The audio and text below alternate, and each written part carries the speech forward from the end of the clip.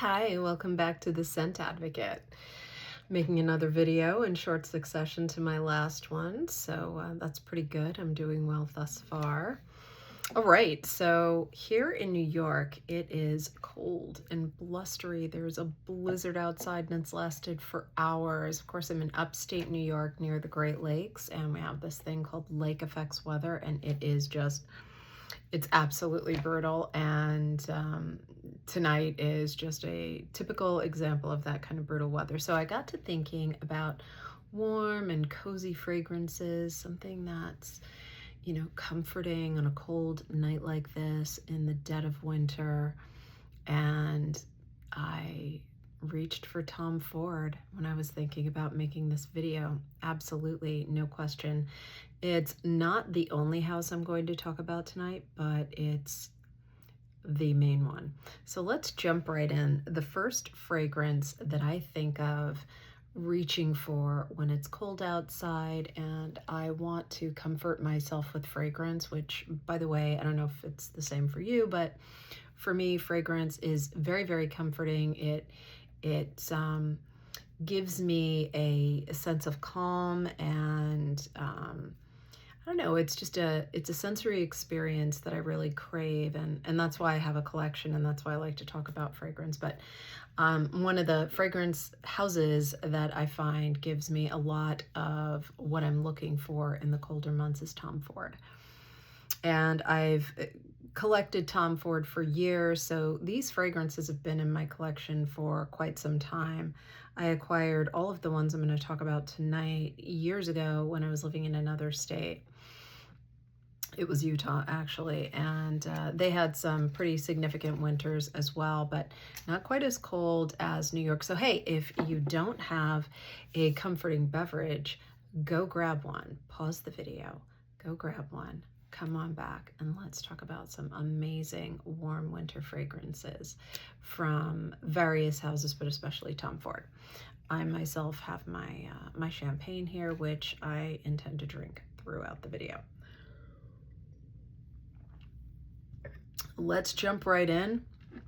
The first I want to talk about is Tom Ford's Black Orchid. Ooh, this stuff is amazing. And you can see it's got a little bit of wear and tear on it. I have destroyed the little tassel here. I really don't even remember what it used to be, but I'm positive it looked better than that. This is a 30 ml eau de parfum, and this is gorgeous stuff. The fragrance notes, and I wrote them down, which I don't like to do and I don't usually do, but with Tom Ford, we think about a fragrance that is so beautifully combined. All the notes are so beautifully combined that it's not always easy to discern what the notes are. And I think that's a sign of a really high quality fragrance. If I can easily pick out what the notes are, and it's not meant to be a linear fragrance, then to me, that's a sign of low quality. Of course, it's not always going to be true, but that's my perception, right? It's my opinion. So in this case, no way. I absolutely needed to check out the notes because some of them were I was just floored. I really couldn't figure out what was going on with them. Like, what was the combination of notes that was intended to be part of the ultimate fragrance here. And for Black Orchid, it is rich, sweet, dark. It does lean very feminine to me. Winter, nighttime, cozy, a little bit boozy like port wine. So the notes are currant, spices, chocolate, patchouli, incense, amber, orchid, truffle, gardenia, and vanilla. And I think the gardenia really sets this off. And those of you who've watched me before, you probably know that I often say I am not a floral person at all, but this is so well done. The gardenia is buried and it doesn't give it a tropical, that hot, steamy, tropical gardenia. It's just like an accoutrement to the overall art of this fragrance. It's there and it gives it something of a backbone. more like what you would expect from a vanilla or a sandalwood in a fragrance. That, to me, the gardenia gives too. Black Orchid, absolutely stunning. I love the bottle for this. It's just beautiful stuff. And if you haven't checked out Black Orchid, do yourself a favor and check it out. Next, we've got Tobacco Vanille. I got a small bottle of this. This is 30 ml Eau de Parfum. My mother, I bought her a bottle, and I would always sneak, when I had an opportunity, I would sneak sprays from this. I ended up, because it was so expensive, I ended up getting the body spray, or it may have been the hair spray, but it was something in an aerosol can, I remember, and I just fell in love with it, and I was just constantly drenching myself, and it was so wonderful. And for what it's worth, even that aerosol spray, which I'm sure is supposed to be much less potent than the Eau de Parfum, lasts forever. I mean, this is amazing stuff. So right away you get that, you know, wet, smoky pipe tobacco, right? Grandpa in a rocking chair on a porch in the fall, smoking away, and, you know, just it being a safe, comfortable environment. That's exactly what this is about. Amazing stuff. The notes are tobacco, obviously, tonka, dried fruit, spices. That's what I take away from it. A little richness, and a slight hint of booziness, like you might find in a bourbon drink. Not straight bourbon, but something with bourbon in it. Maybe even a little bit further than that, a little richer than just bourbon. So if you were to do like maybe a, what is that drink? Like a Bailey's Irish Cream, something like that. But more subdued, less mainstream, more Kentucky. You know what I mean? Oh, it's gorgeous stuff. This, I think, is more unisex than Black Orchid, but it probably leans a little female. Yeah, for sure. And this is definitely, in my opinion, a winter fragrance. I would not wear this in the warmer months, but it is so compelling, so iconic. I'm not the type of person who reaches for dupes or looks for dupes a whole lot. Not that there's anything wrong with it. I just haven't done it. I'm interested in exploring a little bit more. I just haven't. So I don't know if there is a good dupe for this. So to me, this is very, very singular and iconic. It is Tom Ford's Tobacco Vanille. Next, let's get into Noir Extreme. Okay, this I see a lot of hype about, a lot of talk about Noir Extreme, different kind of bottle. This is a 50 ml Eau de Parfum.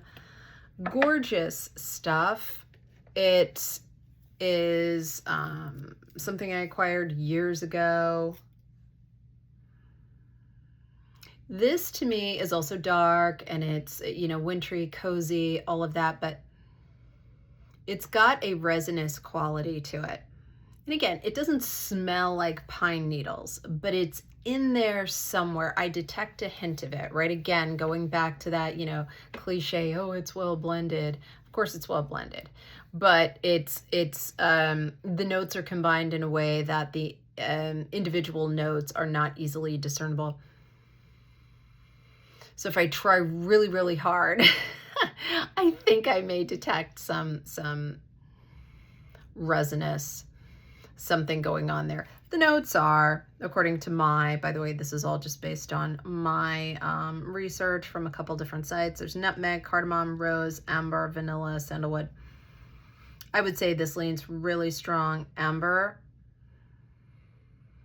But again, like none of it. I'm getting some dark woods. This leans a little masculine to me, but I wear it all the time. I absolutely love it. It's gorgeous. It's like a warm hug. The thing about all of these fragrances, Noir Extreme, Tobacco Vanille, and Black Orchid, if you haven't tried them and you get a sample, take the sample home and consider wearing this sample at a significant event in your life if you get a chance, or even just a special occasion. It doesn't have to be like a wedding or anything. Maybe it's just a fun night out or whatever. And Tom Ford is magic, because when I smell these fragrances, it takes me back to the very first time I wore them. Not the first time I sampled necessarily, but the first time I wore them. And it marked in my experience a moment. And so now when I smell Tobacco Vanille, I remember exactly where I was the first time I really wore it. So if you haven't experienced these fragrances yet, consider experiencing them in that way. And I hear a lot about that with wedding scents. You know, someone will buy a wedding fragrance and wear it. And so every time in the future that person wears that fragrance, it takes them back to the moment that they were married. And that's beautiful. But you can do that with any of these. And for some reason, my experience happens to be primarily with Tom Ford. Anyway, the dry down on Noir Extreme is a little bit smoky.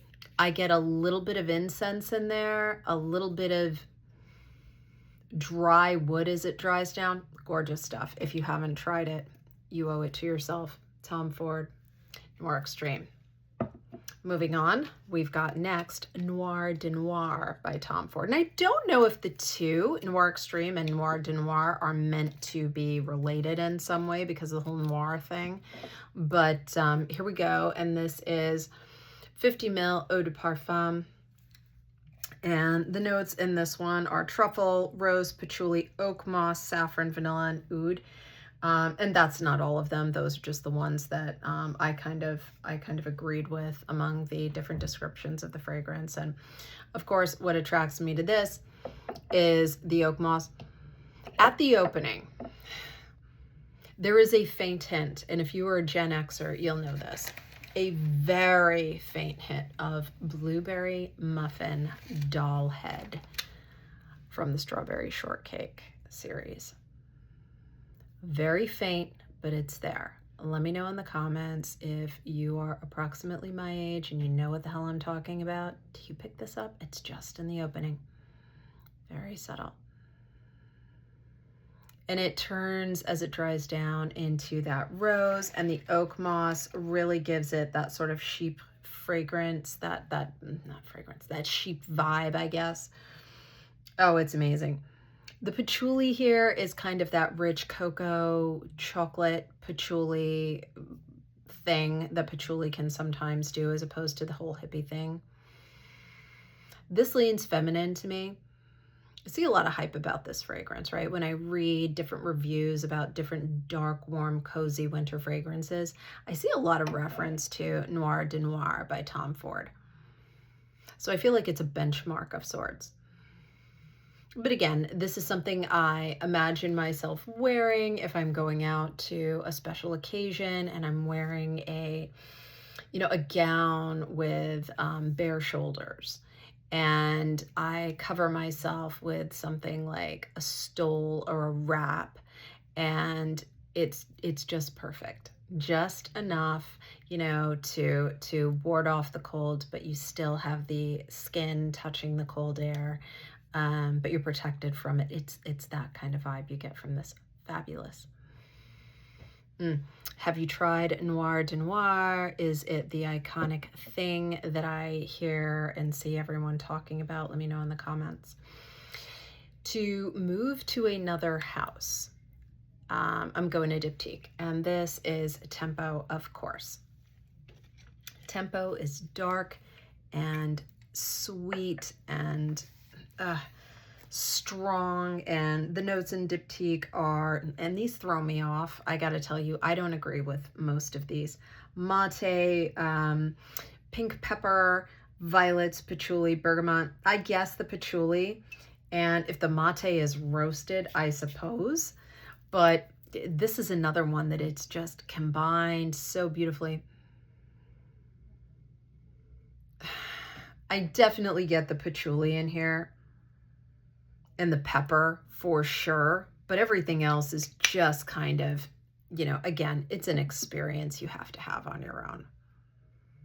So a lot of Diptyque is, you know, in my experience, I've experienced a lot of the more green, bright, uplifting, warmer weather scents. This stuff is great for the cold weather. It's a 75 ml, by the way, eau de parfum. And you could tell it's an eau de parfum by the dark bottle and the dark labeling here. And of course, like all Diptyque fragrances, you get some beautiful art to peer through if you look from the back. Gorgeous stuff. And I just love Diptyque. It's always, you know, an amazing, positive experience. I do think they're on the pricey end. Of course, not as pricey as Tom Ford, but, you know, it's worth saving up for, in my opinion.